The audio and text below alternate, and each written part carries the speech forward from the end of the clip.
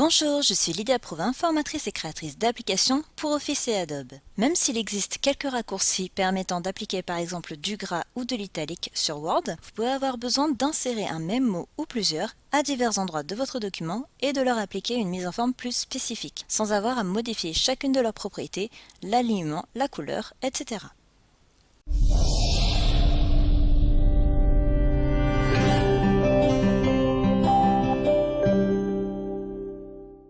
Si vous n'avez pas besoin d'insérer des mots, je vous invite plutôt à utiliser les styles.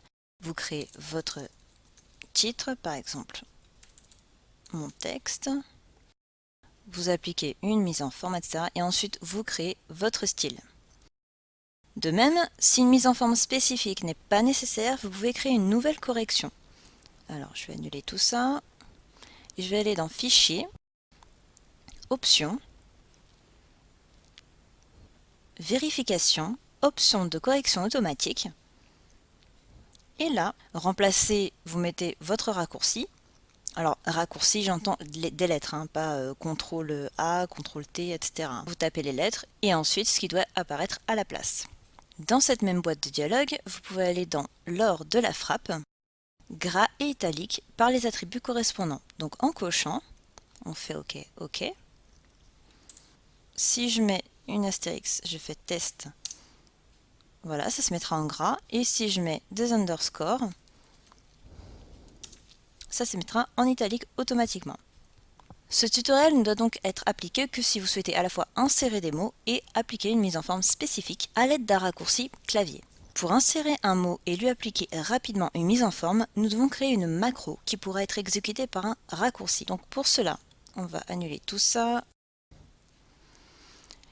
Il faut vous rendre dans le menu Développeur. Alors si vous ne l'avez pas, il faut aller dans Fichier, Options, Personnaliser le ruban. Et à droite, vous avez donc l'onglet Développeur que vous cocherez et vous ferez OK. Donc moi je l'ai déjà. Je vais dans Visual Basic. Et on va insérer un module. Donc Insertion, Module. Assurez-vous bien que Module 1 se trouve dans votre projet avec le nom de votre document. Si on regarde bien, mon document s'appelle Document 1 et non pas dans Normal, sinon ce sera pour tous les documents. Donc là, il est au bon endroit. Donc ça commence par Option Explicit. Tout simplement pour vous obliger à déclarer les variables. Ici, on n'en aura pas besoin, mais on va le laisser quand même. Alors, je vais appeler ma macro sub mon texte. Je mets ensuite des parenthèses ouvrantes et fermantes et je fais entrer, ce qui a pour effet de mettre nsub. Alors, mon texte, vous pouvez le remplacer par le nom de votre choix, mais ne mettez pas d'espace ou de caractères spéciaux. Si vous mettez une espace, vous mettrez un underscore. Mais sinon, ne mettez pas d'accent, ne mettez pas de et commercial, etc. Entre ces deux lignes, on va commencer par ajouter notre mot ou groupe de mots. Donc pour ça, c'est sélection, point insert, before, texte, deux points égal, et entre guillemets, vous allez mettre votre mot ou groupe de mots. Moi, je vais dire mes mots. Et je referme. Donc si vous l'avez bien écrit, vous voyez que les majuscules se mettent toutes seules. Ensuite, on va formater notre mot ou groupe de mots. Donc on va par exemple modifier tout ce qui concerne sa police, sa taille, sa couleur. Alors pour ça, vous allez faire With, Sélection, Font. Alors pour ne pas oublier, vous faites directement End With pour vous rappeler qu'il faut refermer l'instruction With. Cette instruction nous permet de ne pas avoir à répéter sélection à chaque fois. Sinon ça ferait sélection point, ce qu'on va avoir sur chaque ligne. Donc là, c'est-à-dire que tout ce qui concerne la fonte va être dans cette instruction. Alors, si vous souhaitez modifier la police, vous allez mettre un point. Donc toutes mes lignes de with vont commencer par un point. Et donc pour la police, c'est name égale entre guillemets le nom de la police que vous souhaitez utiliser. Donc moi je vais mettre Montserrat. Voilà. Si vous souhaitez mettre une taille différente, c'est size. On va mettre du 20. Alors bien sûr, toutes ces lignes sont facultatives. Vous n'êtes pas obligé de mettre du texte. Si vous voulez que seule votre sélection soit modifiée, à ce moment-là, vous ne mettez pas de mots, sinon ça va remplacer ce que vous avez sélectionné. Et quand vous sélectionnerez votre mot ou paragraphe ou peu importe, vous pourrez lancer cette macro avec votre raccourci, mais ça n'insérera pas de texte si vous avez enlevé cette ligne. De même, le changement de police, la taille, tout ça ce n'est pas obligatoire, hein. Vous pouvez choisir un des éléments seulement, voire carrément ne pas mettre ça et juste ajouter des mots. Ensuite, si vous avez besoin de mettre en majuscule, donc toutes les lettres en majuscule, c'est all caps égale true. Si vous voulez appliquer du gras, c'est bold égale true. Et de l'italique, c'est italique. Au moins c'est simple, true. Ensuite, si vous voulez modifier la couleur, vous avez deux possibilités. Soit vous utilisez la propriété color index égale, et là il faut mettre le code couleur, donc vous voyez, vous avez la liste là, je descends avec les touches fléchées du clavier, donc du bleu, du rouge, du bleu foncé, etc. Donc moi je vais mettre double blue. Voilà. Quand vous avez trouvé l'élément, après vous faites tabulation, comme ça la sélectionne. Mais vous voyez que vous êtes limité par la liste que propose Word. La deuxième possibilité, c'est faire .color et ensuite vous mettez le code RGB ou RGB en anglais. Donc ça nous donne RGB et si on veut du bleu, ça va être 0, 127, 255. Enfin du bleu azur en l'occurrence. Voilà, et donc ça il faut retrouver le code RGB pour le remplacer. Donc c'est soit l'un... Ah mince, il m'a mis index. Voilà, donc c'est soit color index avec le nom de la couleur que Word possède, soit color avec le code RGB. Donc c'est soit l'un soit l'autre, hein, ne mettez pas les deux. Moi je vais faire comme ça. Ensuite, on n'oublie pas d'intenter en faisant une petite tabulation, c'est plus propre. Comme ça on sait que tout ça fait partie du end with. Voilà. Et puis pour terminer, on va faire un petit alignement. Donc pour ça, vous vous mettez à la suite parce que là c'est sélection.paragraphe format .alignement. Voilà, égale 1. Ça c'est pour centrer. Si vous voulez mettre à gauche, c'est 0, à droite c'est 2 et justifier c'est 3. Voilà. Donc ici, j'ai mis dans un with parce que ça m'évite d'écrire ça, égal, etc. En fait, de répéter sélection à chaque fois. Sélection fonte. Voilà. Or ici, je fais appel à sélection, paragraphe, format et alignement. Donc, je ne peux pas le mettre dans le même puisque on est sur le paragraphe. Donc voilà. Alors après, on pourra aller plus loin. On peut mettre des indentations, etc. dans notre texte.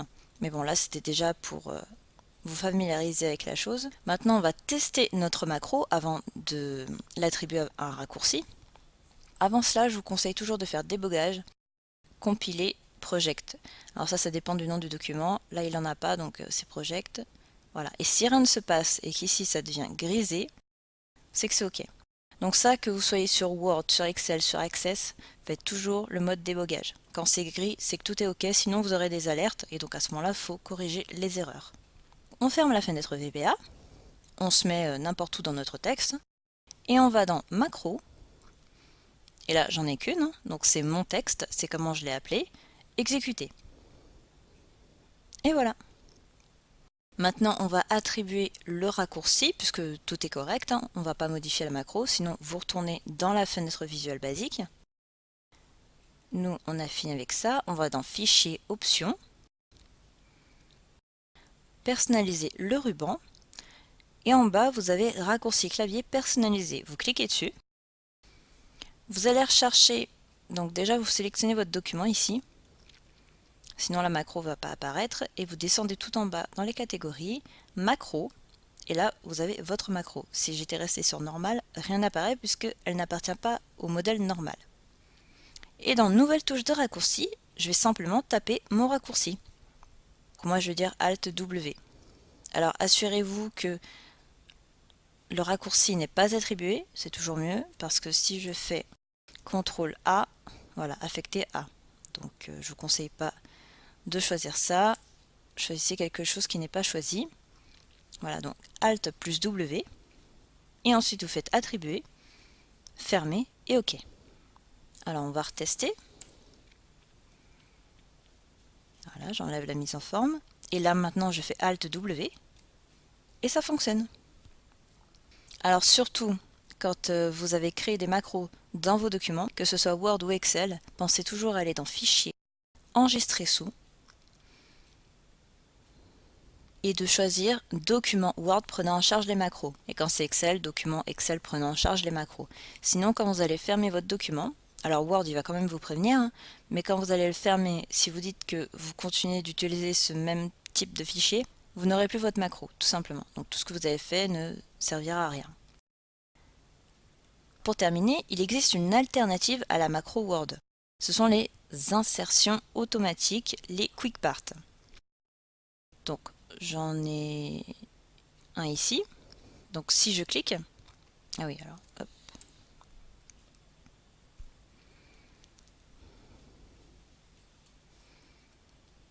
Voilà, et donc j'ai bien une mise en forme. Mais moi je trouve 3 avantages à cette solution de la macro.